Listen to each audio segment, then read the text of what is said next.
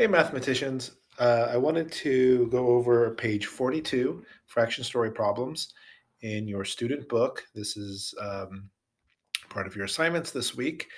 I want you to go ahead and go find a ruler. You have a ruler in your box from the one that you picked up from school. So hopefully you can find it because you'll need it to measure this line today. So go ahead and find that. Pause this video and go find that for me right now. Okay, so once you found that, um, we are going to go through each of these problems here and work through them. So the first one says 1A says measure the line below and make a mark along the line to show exactly where each of these fractions belongs. Be sure to label each mark with the name of the fraction. So the reason why we want to measure this is because it says mark along and show exactly where each of these fractions belongs. So we could kind of tell and estimate where these fractions belong. But when it says exactly, well, then we need to pull in our ruler here. So I'm going to use the inches side, and it says inch at the top of our ruler here. So I know that's my inches side. So we're going to measure starting with the 0 on the 0. We're going to go across and see. Ooh, okay. So it looks like this line is 6 inches. So I'm just going to go ahead and measure and put a 6 on the end. So this is one length, but it's 6 inches, okay? So now we're going to put down and label these fraction marks. So when I'm looking, I want to keep my ruler down so I can get an exact measurement here. And the first thing I like to do is put my benchmarks that I know what they are. So I'm going to go ahead and put half down. If it's 6 inches total, what's half of 6? Well, it's 3. So I am going to put the half part down on the 3 inches, the halfway, and I'm going to I'm going to slash out the 3 just so I know I'm done with that. Um, so I also notice I have 1/4 and 3/4, and I want to go ahead and do those right now because if I have the halfway point, I remember that 1/4 is half of a half. So if 3 is at my halfway point, if a fourth is half of 3, right? So what is half of 3? Well, 3 is an odd number. So I'm not going to be right on my whole numbers here. Half of 3 is not 1, and half of 3 is not 2.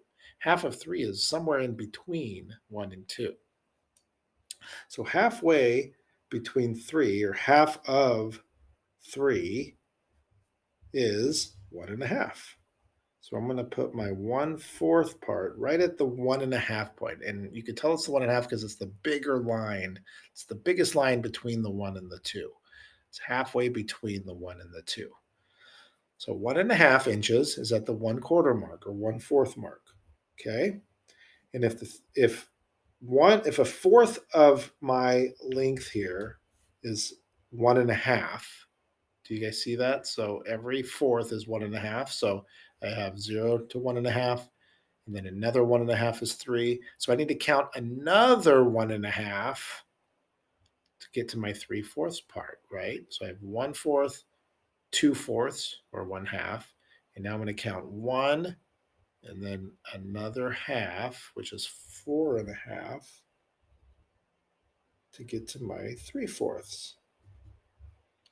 So every 1.5 is a fourth of our lengths here of 6. Okay. So 1.5 inches is a fourth of 6. I know that's a lot, but just bear with me. Okay. So I'm done with my fourths. So now I'm on to my thirds or sixths. Ooh, let's do this sixths real quick. That's going to kind of be easy, isn't it? Because if I break my ruler up into 6 equal pieces, well, I'm at 6 inches. So each inch is a sixth. So if I just want 1/6, I'm going to mark it off on the 1. There we go. 1/6 is 1 inch. And now I know a third and I have 2/3. So 1/3 is going to be double of 1/6 because a sixth is half of a third. So if 1/6 is at 1 inch, then I know 1/3 is going to be at 2 inches because every, nope, not 1/2, 1/3. Every 2 inches is a third of 6. So I have 2, 4, 6. Does that make sense? So every third goes up by 2 inches. So 1/3 is done. Now I'm at 2/3, which is at 4 inches. 2/3 of my ruler, my length of 6, is at 4. Okay? Let me mark that a little better. So 2/3. Okay. So there's the first part. And it says, explain how you figured out where to place each fraction along the line. I like to say it this way. I used my benchmark fractions to help me place each fraction on the number, on the line. We'll say the line because they said the line here. So I used my benchmark fractions to help me place each fraction on the line. And benchmark fractions, what that means is like I'm using my half because that's the first. You notice that's the first one I placed because I remember that half of 6 was 3, right? So if I put my inches down here,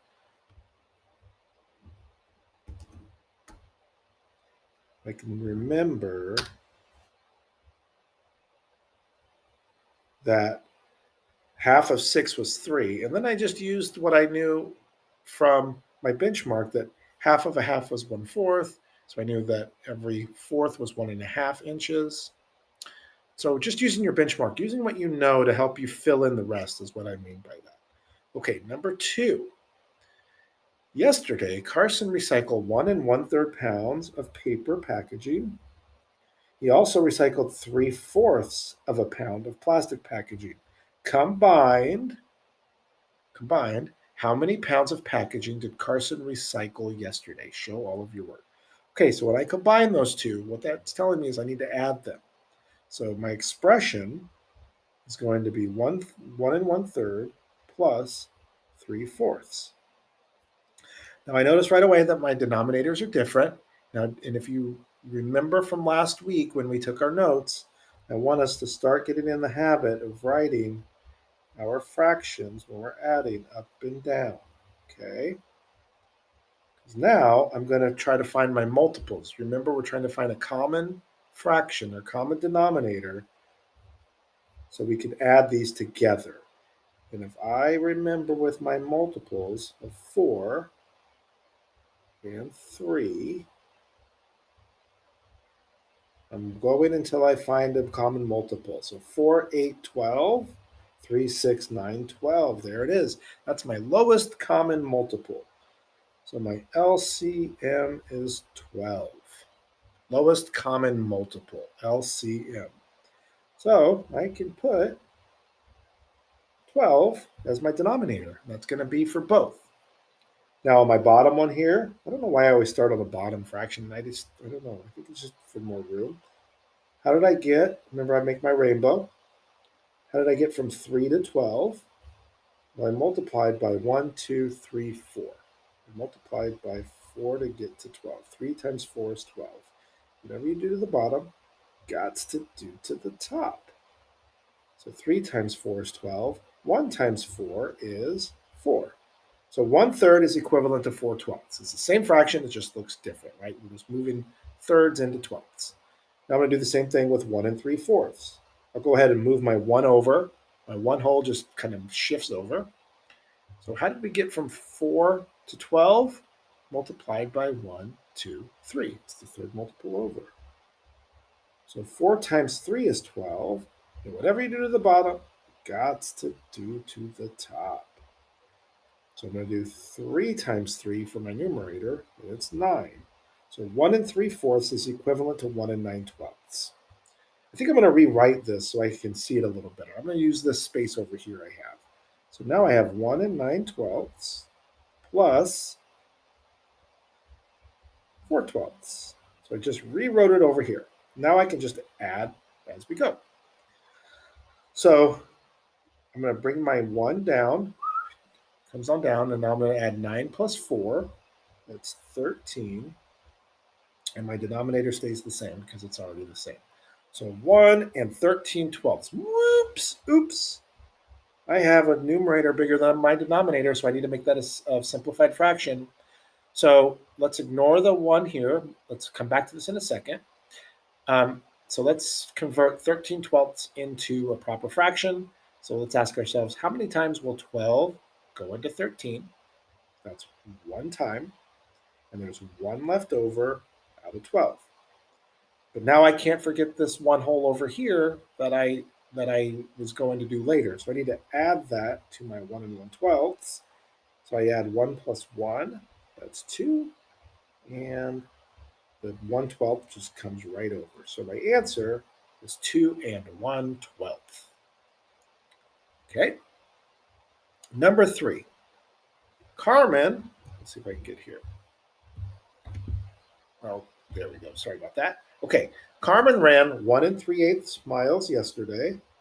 Her sister ran 2 1/4 miles. How much farther did Lola run than Carmen? So how much farther? That's that clue. That's telling me they're asking me to subtract. Okay, how much farther? So 2 1/4 is Lola. How much farther did she run than Carmen? So my expression is 2 1/4 minus 1 3/8. Okay, let's get to work. So 2 1/4 minus 1 3/8. So once again, we need to change our denominators and 4 and 8. So my multiples of 4, I'll write up here, 4, 8. Whoop, look at that. Multiples of 8, that's all I have to go for is 8 because I'm already noticing that common multiple of 4 and 8 is just 8. So what's nice about that is my bottom fraction, 1 3/8, can stay the same because it's already the 8. So that doesn't need to change. But my 2 1/4, we need to change to eighths. So I'll put my 8 first, and then I will go ahead and figure out how did I get from 4 to 8? 1, 2, multiplied by 2. Whatever you do to the bottom, you got to do to the top. Sorry for my squished up writing. But 4 times 2 is 8, and 1 times 2 is 2. Okay, so it's 2 2/8.